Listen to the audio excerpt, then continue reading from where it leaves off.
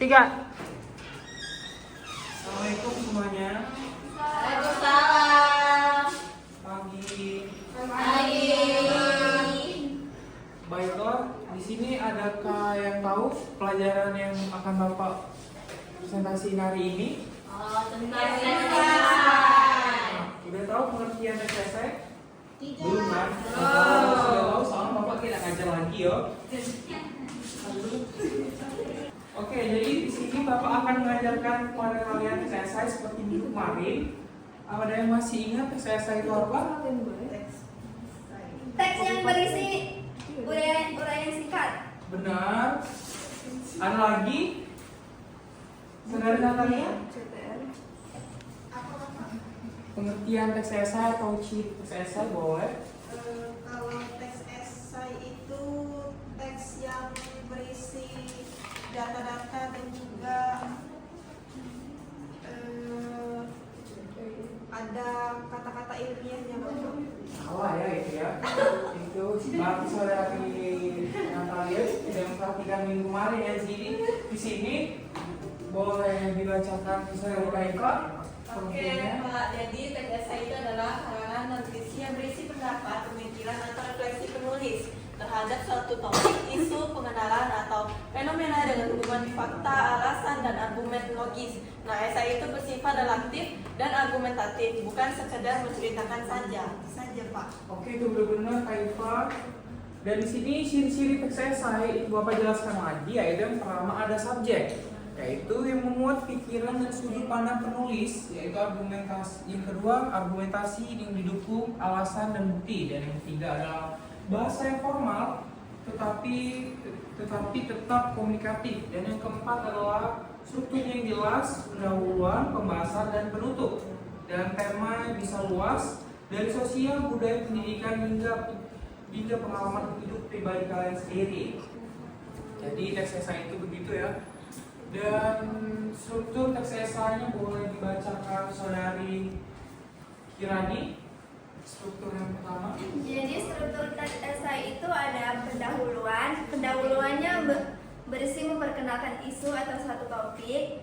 Yang selanjutnya itu ada isi pembahasan yang berisi analisis isu dengan alasan dan bukti. Yang terakhir itu penutup yang berisi menyimpulkan pemikiran penulis, Bapak. Oke, udah baik ya saudari Kirani. Dan itu strukturnya. Di sini Bapak akan berikan kalian Oke, di sini ada yang bawa spidol. Spidol. Bapak nggak bawa. Ketinggalan ya. Salah. Di sini langkah-langkah boleh dijelaskan. Oke, boleh diberitahu langkah-langkahnya biar Bapak tulis. Ada Arifin. Apa, Pak? Langkah-langkah. Langkah-langkah teks esai. Oke, yang pertama Vicky. Yang pertama itu adalah pilih topik. Pilih topik ya. Ya. Yang kedua itu tetapkan sudut pandang atau tesis. Tadi Pak.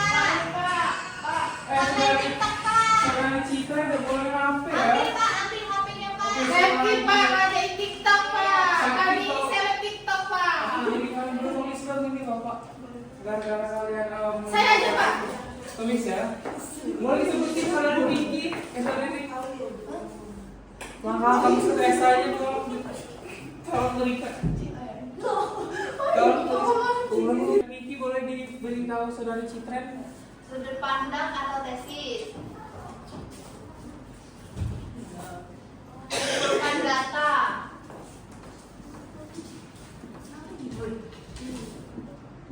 Terus yang keempat itu buat kerangka tulisan.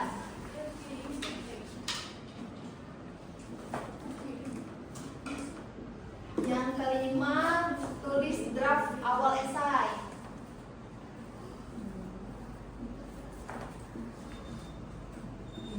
Keenam edit dan revisi. Yang ketujuh yang terakhir periksa kebahasaan.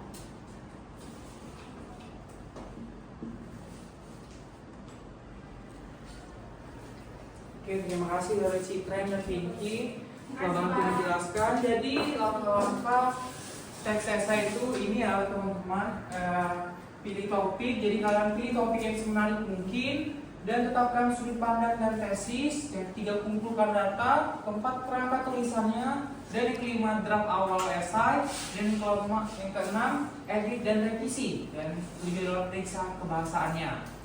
Nah, jadi boleh kalian baca sekitar 2 menit, 3 menit. Di sini contoh teks esai. Dan jadi tugas kalian nanti membuat contoh teks esai tentang pendidikan. Saya bapak bagi 2 kelompok sebelah sini dan sebelah sini. Nah, dari yang presentasinya 3-3 ya. Oke.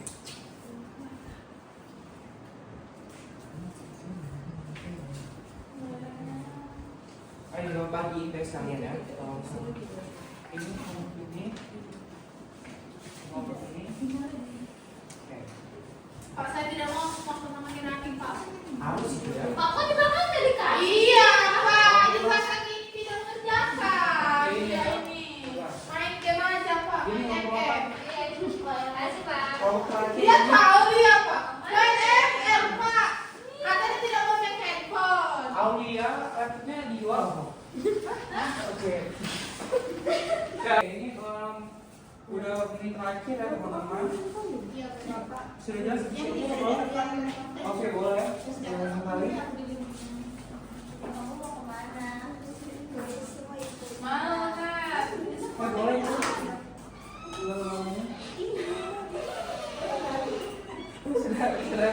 Sudah ngerti cara bikin nanti. Saya tadi sebenarnya Hah?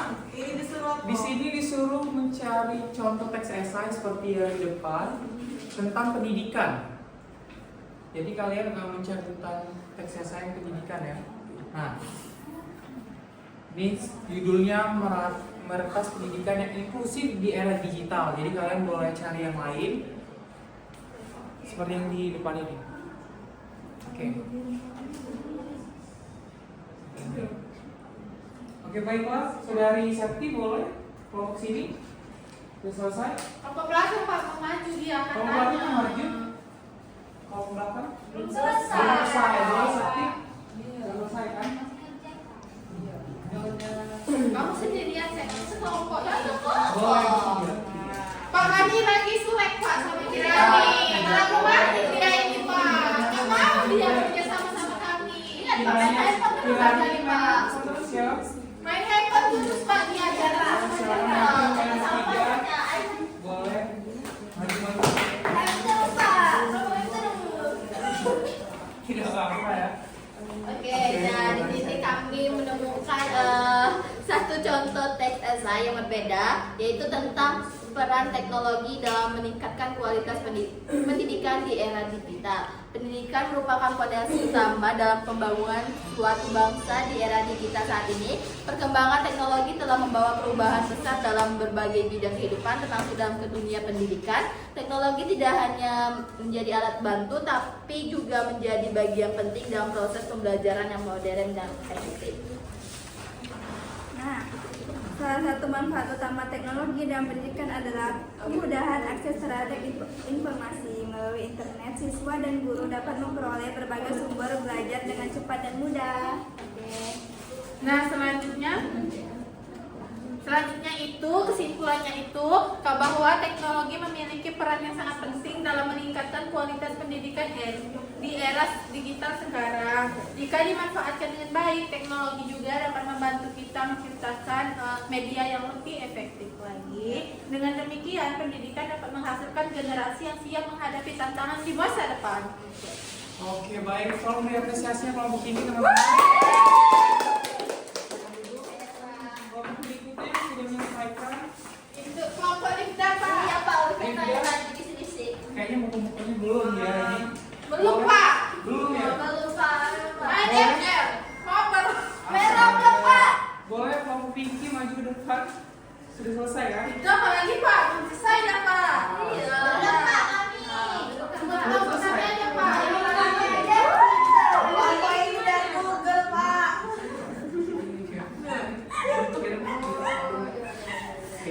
Oke, lanjut yang tadi ya. Kok cepet banget sih? Natalia Kak, Natalia. Oke, boleh maju dari Pinky dan kelompoknya. Let's go. Let's go. Let's go.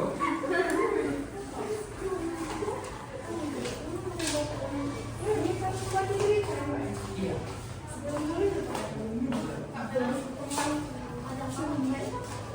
Pak, kenapa kok yang kami tadi itu kan tes esai jadi kayak jadi cerita.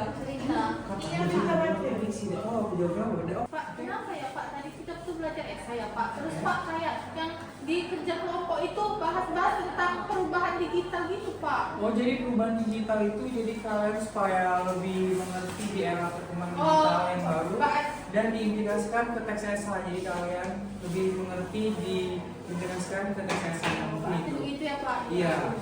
Iya Pak. Oke, baik, silakan. Dan oke, selanjutnya Oke, kami Pak, telat.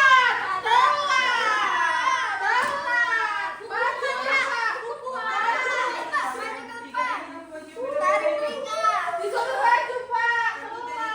baik dari siapa? Iya, betul. Dari mana? Ya. Baik, cepat dulu teman-teman. Nanti dilanjutkan lagi. Tapi next time jangan telat lagi ya. Oke, perhatikan ke depan. Ini kelompok presentasiin jawabannya. Oke. Boleh. Pentingnya pendidikan bagi masa depan generasi muda. Pendidikan merupakan salah satu aspek terpenting dalam kehidupan manusia. Melalui pendidikan, seorang dapat mengembangkan potensi diri, memperluas wawasan, serta meningkatkan kualitas hidup. Tidak hanya itu, pendidikan juga menjadi kunci utama dalam membangun suatu bangsa. Selain itu, pendidikan juga berperan dalam membentuk karakter. Nilai-nilai seperti kejujuran, disiplin, tanggung jawab, dan kerja keras dapat ditanamkan melalui proses pendidikan. Dengan karakter yang baik, generasi muda tidak hanya cerdas secara intelektual, tetapi juga memiliki moral yang kuat.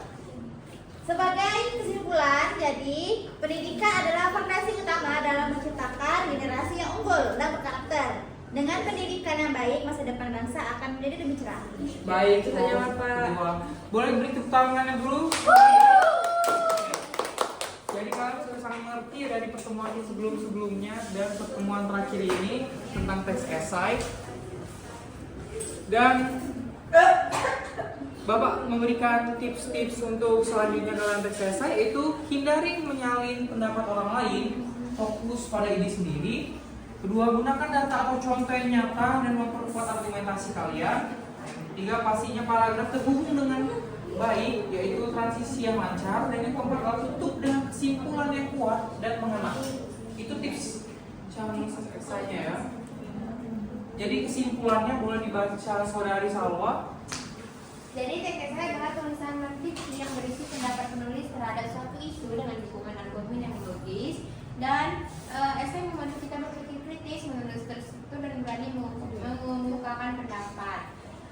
Dengan mengikuti langkah-langkah penulisan dan menerapkan tips tadi, dan dapat menghasilkan esai informatif, meyakinkan dan juga inspiratif. Baik, terima kasih saudari Salwa. Dan terima kasih juga dua kelompok tadi yang telah maju mempresentasikan hasil diskusinya. Dan Bapak akan berikan kalian tugas untuk minggu depan yang akan dikumpul. Jadi tugasnya itu sama seperti kalian tadi, membuat teks esai dengan contoh tadi pendidikan, dan minggu depan kalian akan contoh pahlawan teks esainya. Mungkin itu saja yang dapat Bapak sampaikan hari ini. Kita akan berjumpa lagi minggu depan. Wassalamualaikum warahmatullahi wabarakatuh. Waalaikumsalam.